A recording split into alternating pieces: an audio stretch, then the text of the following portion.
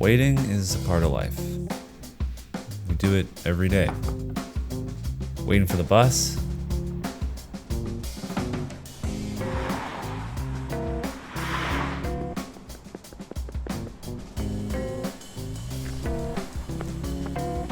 Waiting for the light to turn green.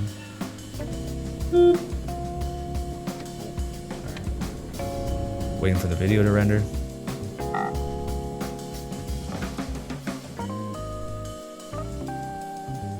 Waiting for the food to cook.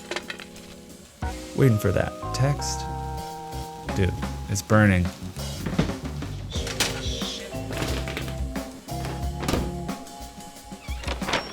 Waiting for the food you ordered.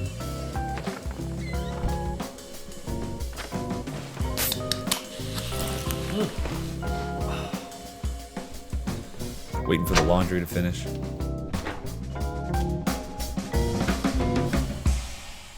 Waiting for something. Anything?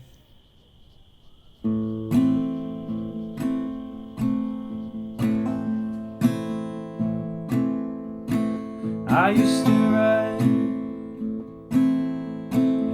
write letters, I used to sign my name. I used to sleep at night for the flashing lights that leap in my brain. By the time we met, the times had already changed.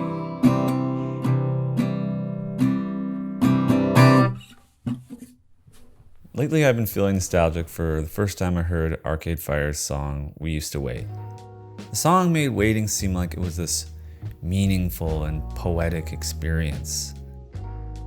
And at the time, I was really caught up in this romanticized idea of writing lengthy handwritten letters to send to my many friends abroad one day. But in high school, I already had a cell phone, so that wasn't really a problem I was actually gonna have. It was one of those slidey keyboard phones. Pretty cool. But the idea sort of stuck with me. Maybe being able to send messages at light speed to strangers on the internet, being able to order basically any food I can imagine, having it arrive at my doorstep in under 45 minutes. Maybe having constant access to the vast expanse of human knowledge and experience at my fingertips at all times. Kind of cheapens the experience a little bit. Before we go all the way down the anti-technology Black Mirror rabbit hole, which is definitely a theme in a lot of Arcade Fire's music, I don't actually think these things have made my life worse. But the song still begs the question, can waiting be good for you? Waiting can give you an opportunity to sort of catch up, do those things that you've been putting off. Or it can just be time to think and look inward. It can also make you laser focused on the future and sort of help you mentally prepare yourself for whatever's to come. And having things in the future to wait for and look forward to feels good, right? But what if you're waiting for something and you don't know when or if it's going to come? In an interview about the song, Win Butler says that in high school he had a letter-writing romance with a girl. I was trying to remember that time, waiting an entire summer, pretty much half a year. The anxiousness of waiting for letters to arrive. All day, every day, there's almost this cloud of feeling hanging over everything. I've been doing a lot more waiting than I'm used to lately. I think everybody has.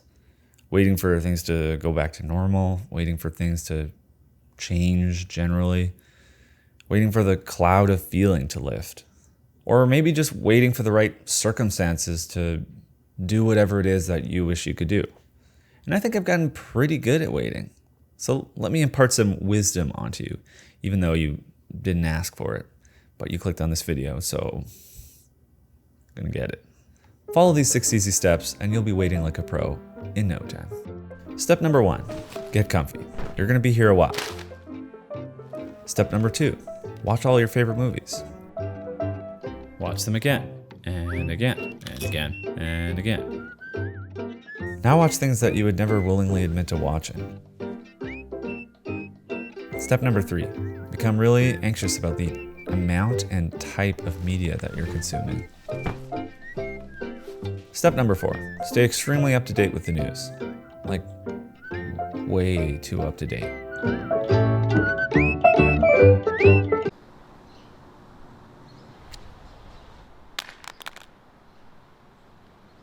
Step number 5. Retrieve phone.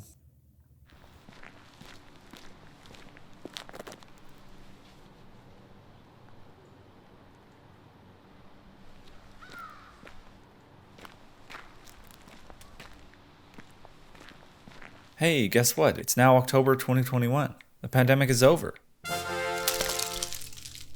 No, it's not. Okay, well, it's certainly a lot closer to being over where you are because the country you live in has all the money and first access to vaccines. True. Don't worry, there'll be plenty of time to dwell on that. We've got more waiting to do. Why don't you take a seat?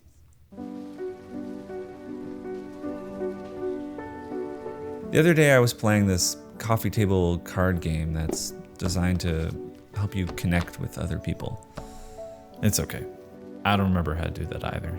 So I drew a card and read it out to my friend. It said, "What lesson took you the longest to unlearn?" And without skipping a beat, she said, "It's that nobody is going to make your life what it needs to be for you. If you want something to happen, you just have to make it happen."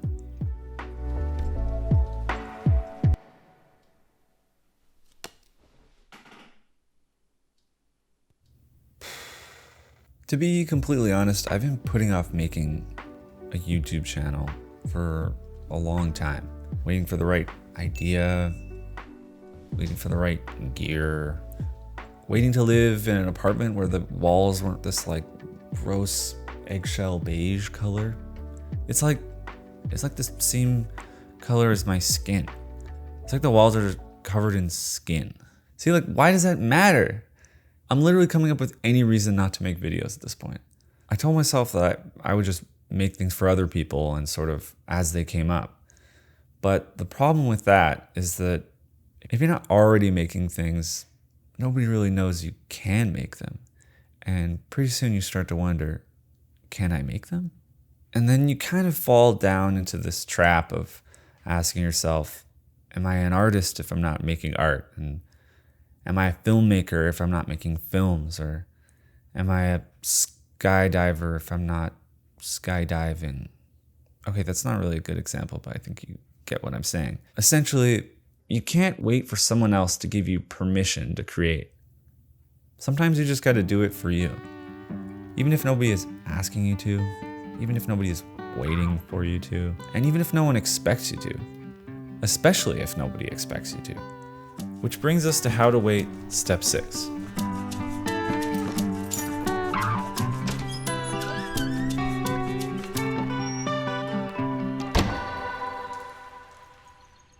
Don't.